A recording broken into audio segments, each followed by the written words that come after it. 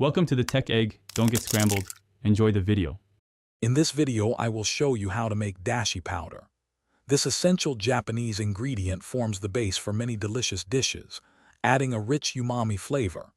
We will focus on using high-quality kombu, which is dried kelp, and katsuobushi, which is dried, fermented, and smoked skipjack tuna. You will also need a good food processor or spice grinder to achieve the perfect consistency for your homemade dashi powder. First, let's prepare our key ingredients. Take your kombu and gently wipe any dust off with a slightly damp cloth, being careful not to remove the white powdery substance, which is rich in umami. For the katsuobushi, you can lightly toast it in a dry pan over medium heat for about 2 to 3 minutes. This step helps to deepen its flavor and makes it easier to grind into a fine powder. Ensure both are completely cool and dry. Now for the drying and grinding. Break your dried kombu into smaller, manageable pieces. Place these pieces into a food processor or a high-speed blender.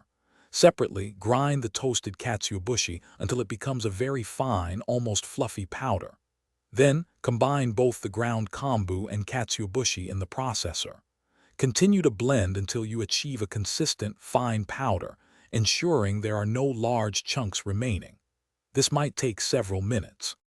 To keep your dashi powder fresh, store it in an airtight container, such as a glass jar, in a cool, dark pantry.